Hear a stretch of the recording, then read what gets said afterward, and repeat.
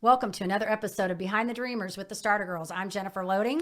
And I'm Brianna Drelas, and we are talking to the achievers, creators, magic makers, and the dreamers. These are our friends, these are your friends, and they are living the extraordinary. Today's episode is brought to you by Walt Mills, photographer of Glad Models Agency. If you are here in the Dallas or surrounding area and looking for some photography work, check out Walt Mills. You can learn more about him and his work at photosbywalt.com. All right. We're back in studio. We're back in studio. Yay. We're super excited. We have a guest here today, which is always fun. We love it when the guests are here. So welcome, Tricia. We're so happy to have you here today. And we want to tell our audience a little bit about her because she's amazing. And for those of you that have been following us for a while, if you followed Starter Girls, Scott Ferguson, which was a guest on our show, is the one that connected us to Tricia. That's right. Which is here with us today. All right, so a little bit about Tricia. Tricia Roos is a Dallas wife and mother who built her career coaching young athletes. However, multiple state volleyball championships pale next to what she gained through tragedy. Against the advice of medical experts, Tricia completed her pregnancy with a child diagnosed with a fatal chromosome condition. That season, her team won. The child in her grew, and eventually Tricia held and loved the daughter no one expected to live. Then in 6 days, Tricia and her family rewrote the medical chapter on Trisomy 18, living out a story that galvanized the large high school she worked in and the media in her city. She continues to inspire her audience and readers today. So welcome to Behind the Dreamers, Tricia. We're so happy to have you here. I'm glad to be in person. This is so much more fun. Isn't it? Oh, we agree. We absolutely agree. Don't you agree? Oh, yes, I do. Yes, right. I do agree. Yeah, we're happy you're here. We are. And I love that you're sharing your story and just continuing to support others, encourage others, and inspire them. That's why we're here, right? Yes. And it took a long time to get to that point, I think. But after writing a book and being able to speak about our experience, I think that it's more time for me to help others and pull others that are down at the bottom that are experiencing tragedy than for me needing that help that I once needed so desperately. Yeah. Okay, well, I want to open this up because I actually went in because I didn't know what this condition was. So it was new to me. I know Brianna's familiar, but so when I mentioned, who you were and what you're about, Brianna's like, oh, I know about that. But I had to go in and look this up. And so I imagine that some of our listeners are going to be, what is this? Yeah. So I think let's start with that. Tell us a little bit about what this genetic condition is so that our listeners know what we're talking about here and how this kind of shaped, you've got a lot going on here and you've had a lot going on, which is amazing. Yeah. But tell us about that first. So the easiest way to describe it is like so many people know what Down syndrome is, and Down syndrome is actually called trisomy 21. And so trisomy 18 typically presents itself as more severe heart conditions and brain conditions, but it's very much like Down syndrome. And so nowadays, I don't even remember this being an option with my first pregnancy, Annabelle. This pregnancy was my second. And my doctor told me at 12 weeks that I could do a blood test to figure out gender of the baby. And I'm a planner. I had a boy already. I really secretly wanted a girl and to start buying girl clothes and painting walls pink. And so we agreed to the blood test. But really the blood test was way more than gender. It had a panel of things you could find out about the baby. But I didn't even consider anything else being wrong. I was 32. My first pregnancy was healthy and normal. And so when I got the call from my doctor about the results of the test, again, I was like, gender is all I really care about and all I assumed I was going to get out of it. And so she did tell me it was a girl, but she said that she tested positive in this panel for trisomy 18. And a lot of these blood tests, it can be false positives, but, not commonly, but it can happen. We actually had some really good friends that did the same blood test and their baby tested positive for trisomy 21 for Down syndrome, and it ended up being a false positive. So I knew that was a possibility. That's what I was praying real hard for. But we ended up at a specialist who confirmed the diagnosis. And so there I was at about 12 weeks pregnant, knowing that my baby was testing positive to something that's considered incompatible with life. The specialist recommended an abortion. But for me and my husband, we knew that there was still a chance of her surviving. And I think my coaching background really kicked in. I was like, I tell my kids all the time, even if you're up against the number one team in the state, we're just going to fight and we're going to try our best. And you can walk away from that feeling like you did everything you could instead of just giving up. And so we decided to continue the pregnancy, and I had to just go in with the mindset that we're going to support her any way that we can. And if that means it's a stillbirth or it means that she takes 3 breaths and passes away, we just really wanted to see it out and let it go the way it should. And of course, I was a high school coach, and my team had won back-to-back state championships the 2 years prior. And so I found out this news on July 15th, and volleyball season starts August 1st. And so we kept all of this to ourselves at first. There was just a week of like crying and tears and processing. But I knew that if I was going to go into this volleyball season, I had to be honest. I couldn't lie. I had to be vulnerable, because the reality was that a lot of these pregnancies end in stillbirth, and I'd have to give birth to a baby and be on maternity and leave my whole team for the rest of the season. And so we went on this retreat at a lake, and I remember telling the girls, and there was a lot of tears, but they were just like, we're here. Like, we're going to be here for you. We're going to fight with you. My assistant coach was ready that if anything happened, he would be ready to step in as head coach. And that was really hard, because those were teenage girls that had never been exposed to anything like this. And even for their parents, I had to tell them, like, I'm going to tell your girls some really heavy stuff. But I can't lie. I have to be honest, and I'm going to let them know what I'm going through. But that whole season, we went on to win the state championship, and we had a lot of talent graduate. So this wasn't an easy state championship for us. And I think that just because we were in it for something bigger than ourselves, I saw these teenage girls fighting for just something bigger. They were incredibly selfless. At practices, there was no whining, complaining, drama. If any of you have experienced teenage girls, sometimes they're dramatic, really dramatic. But we didn't let anything come between us. And I was lucky enough to still be pregnant by the end of the season. I looked like a giant whale, but I was running up and down those sidelines, coaching them through it. And even our state championship rings have her name engraved. We called ourselves Annabelle's Army. And then I went through that next month and a half, just mentally preparing for whatever would come. I had no idea what would come, but I was like, I'm just going to do everything I can to stay healthy and keep my blood pressure down. And we did get to meet her live. The whole room was full of doctors and nurses, because this was the first live Trisomy 18 birth at Baylor downtown, which is a huge hospital, that any of these nurses and doctors had experienced. And she didn't breathe for the first 4 minutes or so. It was just silence. And then this little lion purr cry came out of her. And from then it was like my maternal instinct and my fight kicked in. I was like, I want to hold her. I want to be with her. I want to introduce her to my family. And I'm just going to live in the moment, and I'm going to love her for every minute that I can.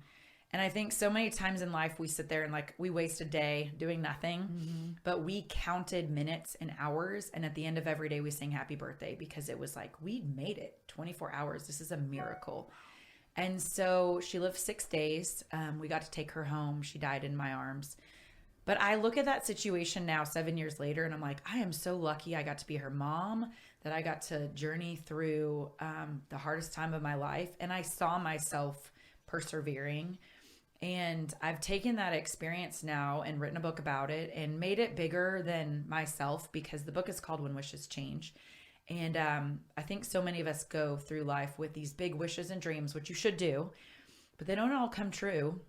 And when something doesn't go your way, it's like, well, how do you look at that situation and find positive, find joy, happiness again, and pivot into something new, a new opportunity? And we did have another child after. And so I have 2 living children, 10 and 5, and they love talking about their sister, and she's a part of our everyday life. But I think just through going through that, I learned a lot about life and not giving up, and really just like surviving a tragedy and seeing it in a positive way instead of just being paralyzed by fear. So. Wow. You Yeah. almost made me like Oh, tear no, no, no. up. I almost lost it like 4 Yeah, times. I know you and I was like, oh my God. I know, that was a lot. That was a No, lot. but when you already shared the story, some of this with me, Yeah. but to hear you like actually talk that again and go through that, and I'm thinking, oh my gosh, just I know.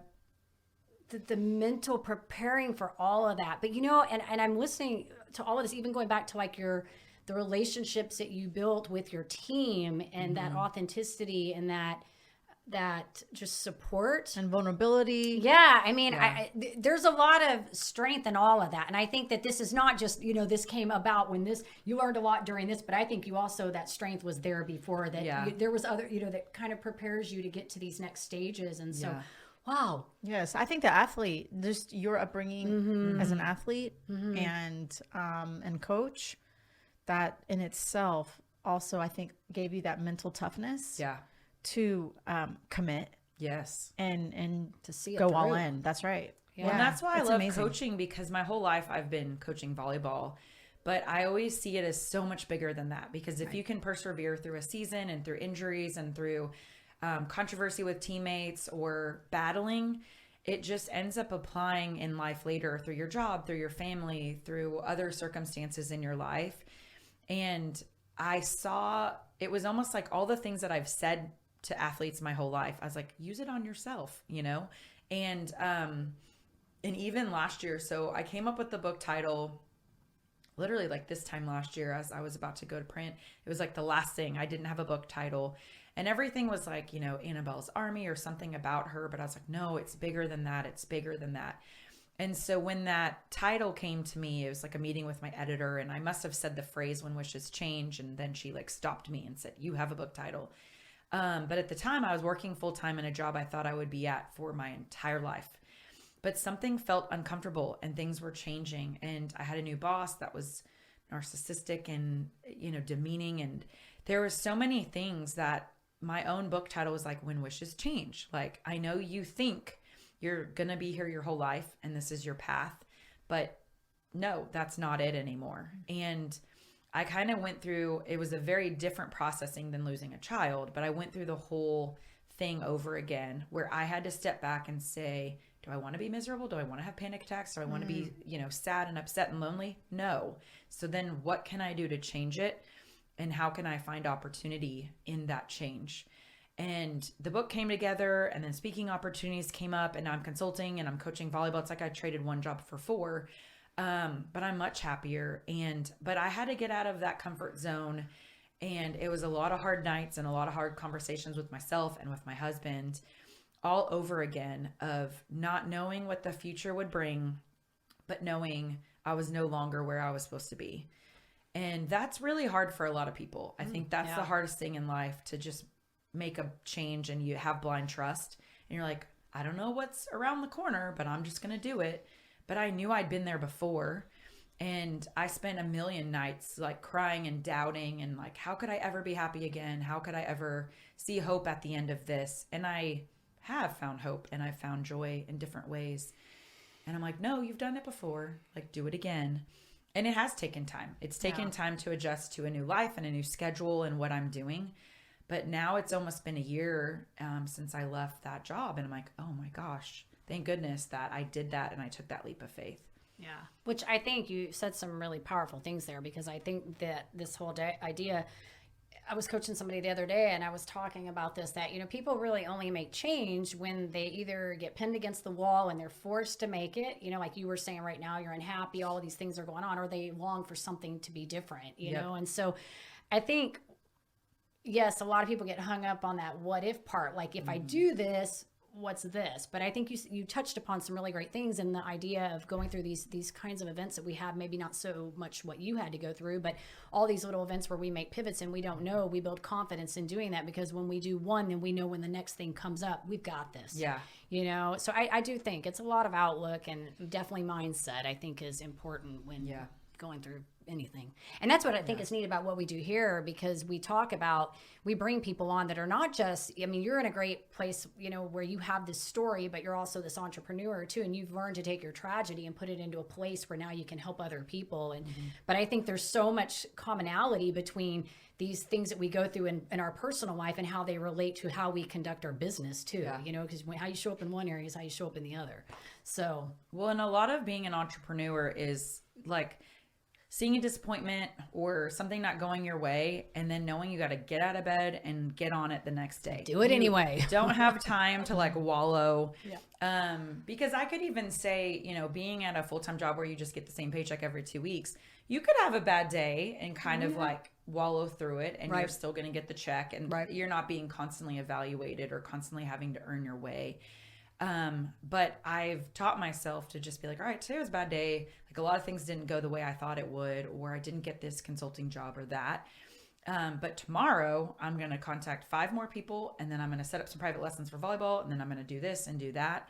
And I think I've always been, in the mindset, I've always been that type of person, but I'd never tried it on my own. I'd never attempted it on my own. And it takes a lot of like mental energy to be that way. And you do and I have already realized, like early on, I was working like 7 days a week nonstop. I was always like hustle. And then as soon as I started feeling burnout, I was like, well, that's not going to work. I already know that. I would work myself to the bone before, and I'd be tired and have like no mental energy for my family or anything else. And so I am trying to find balance. I've always struggled with that. It's not really my strong suit, but I'm trying. Yeah. I'm trying, and every day I wake up and I say, I have to get rid of that word. I say harmony. I don't like the word balance. I say respect. Yeah, that's good. That's a good word. I like that. Work-life respect. I like respect. Integration. I like that word. Balance is just, it's such a, because I always think of fair. the scale. It's not fair. No, and I think of a scale. Don't you, like when you think of balance, you think of this like scale. And I'm like, there's nothing in life. Like we tell our kids life isn't even fair. You know, like there's nothing in life that's just like this all the time. It's always like this, right? We have to ebb and flow. Sure. So sometimes we're working a little bit more than normal, but that's not the norm. Right. And then, you know, we adjust. We ebb and flow. Yeah, I agree. This is good. So you're speaking and you're consulting and doing all kinds of things. That sounds amazing. And you're still coaching in athletics too. You got a lot going on. Traded off the nasty. You got more things, but they're good. You're happy. That's it's all things in my wheelhouse. And that was another thing. Like, what do I love to do? And how can I do all the things I love and make it work in harmony? And that's basically what I've attempted. Like everything that I take on, I'm like, do I love this? Is that something I'm really passionate about? Do I think I can help people? Because I know how I'm fulfilled, and it's like helping others and relationships with others and, you know, good communication and, you know, figuring it out together. So yeah, as long as I can in my day, like change my brain from one to the other, which I'm learning to do more and more, then I struggle with I that. can find success. Yeah, exactly. That's I think all of us have a little bit of that sometimes. Like shift, move to the next thing. Shift. Brianna's really good at scheduling. She gets her calendar like down to the T. Now I'm not as great at that. I have to make that mental shift. Be like, let's turn it off. Let's go to the next thing. You know, let it go, kind of thing. So right. You're doing good. Well, you've obviously been through a lot. You've persevered. You've gone to the other side. Then you've been through things again, right? Mm-hmm. If you have someone, we have someone listening right now that's like, man, I'm in it right now, and it's really tough, and I don't know how I'm gonna get through it. What types of tips would you like? What helped you kind of stay? The question we like to ask is like, what kept you in the game? Yeah. You know, when the going got tough, yeah. right? What enabled you to just like stick in there? And was there even a bit of advice that you would give to people, like if they're just in it and they can't really see the forest through the trees? Yes. So for me, I'm like super relational, and I know that about myself. And so when I was pregnant, I had to find other people just like me. And so podcasts really weren't as big then, but the Facebook community groups were kind of starting out. And so I just started searching like Trisomy 18 moms or Trisomy families or, you know, grieving parents, like anything that was similar. And I was just posting like, hey, I'm in Dallas, Texas. This is my situation. I'm this many weeks pregnant. This is my diagnosis. Is there anybody out there in the same boat or that has gone through the same exact thing? And I met people from all over the world because it's such a small community.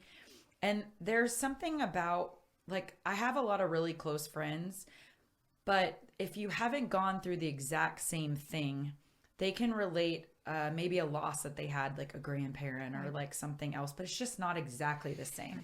And for me, I need two things. I need to know like what's ahead, even if it's terrible. Just tell me what's next and how I'm going to feel or how you got through it. And I'm aware that that's not exactly how my story is going to go, but at least it could help. And then I also liked being there with somebody that was like in it with me so that we could, hey, how are you feeling today? And so I met a mom in Austin that was about a month behind me in her pregnancy that we got connected to. And so I kind of had the person that was in it that we could wallow together a little bit. But then I also had people that had been through it and that could be on the other side of the rainbow. And that was it for me. I know a lot of people though, like in that moment, you don't want to talk to anybody. You just want to lay on the couch and cry.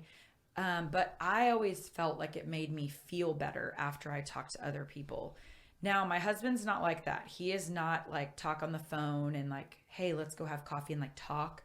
His thing was more hands-on projects. And so he wants to go in the garage and work or do something in the yard. And so I think we know each other enough and respect each other's differences to where it's like when I know that he needs to go do something outside, I know that really it's because he has a lot on his mind and he needs that.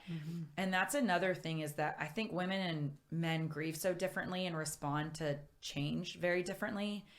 And at first I was a little offended because I was always crying and he was never crying. I'm like, what's wrong with you? Are you not sad about this? This is terrible. But I just knew that his way of dealing with it was like, I'm the protector. I'm going to make sure that, the groceries are picked up and the trash is taken out and the kids are doing okay while I was like wallowing in my grief. And then when he was having a hard time and I was a little bit better, he's out in the garage working on something. And I'm like, all right, cool. I got the kids and we're going to hang out. And then we come together with the family. And I think we had to go through a transition period where we had to figure out each other's differences and how we dealt with change and grief and how we deal with bad days. And that's super applicable to marriage in good and bad times, not losing a child, not having that issue.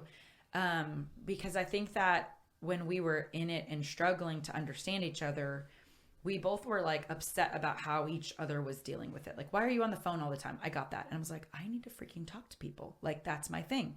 You have to understand that this is how I process things and how I need to talk things out. And if we're paying extra minutes, then get unlimited for me. Like, right. Just do it. Yeah. Give me the unlimited. And then I can't be like, why are you out in the garage? Like, I need you in here. And I have to give him his time. Now, you have to find a balance. I can't be on the phone all day and he can't be in the garage all weekend. But that was something that helped me, was understanding my husband and getting through it with us together. And I was just relational. I needed to talk to people. But I think that everybody should know themselves well enough to be like, what is it that I need? Do you just need like be by yourself and get a manicure, or like go away for a weekend with some girlfriends? Or are you a people person and you need to have a person there for you? Or do you need to see a therapist? Because that's another thing. Right. So many people, their friend isn't getting them through it, then go seek professional help. And that's not anything to be ashamed about. So I think if you can kind of take a moment of like intake and inventory of who you are, I think you can figure out what you would need. And then you kind of have to force yourself into it. Like, make yourself go do what you know will make you feel better. Yeah, I would agree with that. And I'm listening to you, and I was cracking up because when you were saying like your husband has to go out in the garage, like I go to work. That's how I am too. I don't need to talk and I don't need to stew. I need to just work. I need to be left alone to go do what I need to do. And I will be gone. You won't find me. Yeah. I'm like you. I need to talk it out. I need to figure it out. And sometimes it's just me going on a walk and talking to myself. Yeah. But I love that you said that, because you and your husband were going through this together, but you still needed to find a community outside of your husband. Yes. And it's really important that people hear that, because we don't always have to put these demands and these expectations on our partner to be everything for us. Yep. We can get support in other areas and still honor and love and take care of our partner. Yep. So I'm glad you shared that, because I think a lot of people in marriage and even just relationships, they expect, well, my partner needs to fulfill all of these roles. And that's very unfair. It is. It's very unfair to both of you. So. And we were both like at the bottom. Yeah. So when you're both at the bottom, like you have to be brought up higher. And that for us both was like outside things that were going to help us. So but now I feel like now that we figured that out through the hardest time in our life, it's been so applicable in so many other circumstances, when his job's not going well and when I took a leap of faith and left my job. And so I just think the marriage got stronger from that. And that's something that you have to put that focus on and figure out with each other. or else it could just fall aside and things wouldn't go well between your spouse or partner. Right. Yeah. That's a lot of good stuff. Yes. Well, and I was thinking while you're talking about that, because I was thinking about even how that applies in business, because so often, just kind of flip this for a second. We get into a field that we're in, and we think that so often the people that are in our circle are our competitors, and then we also think they're the only people that know who we need to talk to. And oftentimes we need to step out of that space and talk to other people, and which kind of leads me into my next question, because I want to ask you, for somebody that's thinking about in the entrepreneur space, like taking all this stuff that you went through, what you learned from that, move that into the entrepreneur space, and you said some really good things about what's keeping you in the game. But what would you offer somebody maybe starting out as an entrepreneur coming into this space? Maybe they want to be a speaker or an author, or I don't know, kick up another business. Well, I always say in like all 4 of my jobs, like, you don't ever have to reinvent the wheel. Like somebody out there has already done it and done it well. And you don't have to create anything by yourself. And again, back to me knowing that I'm a relational person, I'd never written a book. And so I was like, well, I got to figure this out. And so I have a friend whose sister wrote a book or several books. And I'm like, well, she must know. And so I took a course from her. And then I'm like, well, I'm not an editor, so I got to figure out who can edit. And so I started talking to people that wrote and found myself my editor. And then I don't know how to publish. Why would I figure that out on my own? Millions of people have already published books. And so I got real into podcasts. I listened to like a book marketing podcast and a book publishing podcast. It was like everything that I needed to learn. I was constantly, and with the pandemic, we drove everywhere for vacations. So for 12 hours in the car, I would just be plugged into some podcast when I was driving, so that my husband had to deal with the kids. And I was like, oh, I'm sorry, I can't hear you. Podcast on. Focusing on the road. I'm working right now, kids. And then we would like trade responsibilities. But that was like a really big growth time for me. And then when I got into the speaking, it was the same thing. I mean, I'm like, I don't know. I've never done this before. I need to talk to people that are, and again, people like me, like in the same space. Like I have a very niche message and like a space of who I think my audience is. Well, I need to find somebody that's spoken to the same audience or sold the same kind of a book and how they found success. And then really in coaching volleyball, I mean, my whole life, I mean, I've coached for so long that now I'm kind of like the mentor to a lot of people, but I follow 1 million Instagram accounts that are drills, volleyball drills and volleyball advice and, ways to help athletes. I've read every mental performance book that's out there for coaching and training athletes because I don't want to think that I'm ever done growing and learning. And kids have changed so much. Even since I started coaching, the kids and the way that they learn, the way they process information, and definitely how their parents are is a different world. So if I was stuck in coaching the way I did when I first started out, I couldn't be successful. Like I would not be successful. So I've had to adjust in that way as well. And then with consulting, I was going to do it kind of more on my own, but instead I found this consulting group. I found guys with tremendous experience and I'm like, I want to be with y'all. I want to be on your team and I'm happy to start at the bottom. And now I'm like in an observing state where, I'm listening in on a lot of projects, but they're the leads so that I can eventually be that person. But I didn't know everything about consulting. So why don't I just follow you around and see how you do it? So I feel like I'm constantly trying to grow and learn and not think that I know everything. Yeah, I got the whole student of learning there. That was Yes, like the whole overarching message of the whole thing. Be a learner. Be a learner. Yes, be a learner. Don't be afraid to grow. grow. So funny because I just put a post up on my Instagram today about personal development. You'll have to check it out. But it was all about how somehow we were talking about French. I don't know how that came up. But the whole thing was about, we should never stop learning or get to a place where we think we don't have to grow as individuals. Yeah. So thank you for confirming that today. Yeah. Absolutely. It resonates well. Wow. This has been great. Yeah, we're so thankful that you could be here today. I think we need to maybe ask a few rapid fire. Rapid fire. You want to kick it off? Yes. You kick it off. Okay. Yes. The idea behind this is to answer it very quickly. Oh, okay. As quick as possible. Yes. I like it. Okay. Mexican or pizza? Mexican. Good answer. Margaritas. Yeah. Dog or cat? Dog. First concert? That I ever went to? Yeah. Janet Jackson. Ooh, control. Favorite destination spot? Oh, beaches.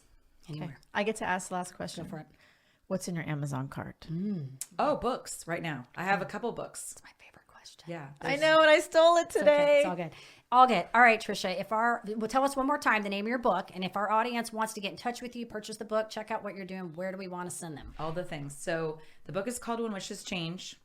The website is When Wishes Change. And honestly, the fun thing about it is that there was a documentary made out of my whole story. And that and a ton of behind the scenes footage is there. And I love books that are based on true stories because I'm like, oh, it's real, you know, or like a movie based on a true story. And so, I mean, there's like a 2-minute video of me waddling around at the state championship game and highlights from the game. And there's a video on there of my son singing to Annabelle like the day before she died and holding her. It got like 50 or 60,000 views when we first posted it.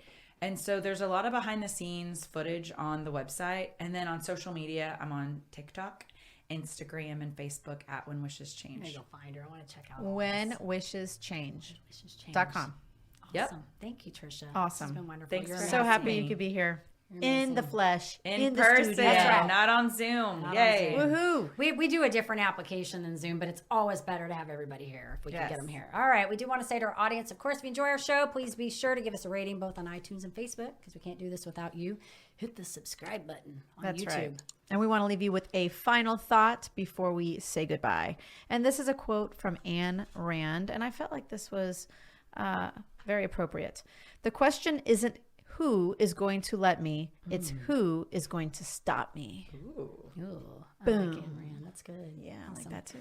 All right. To live the extraordinary, you must start, and every start begins with a decision. You guys take care, be safe, and be kind to one another. We will see you next time.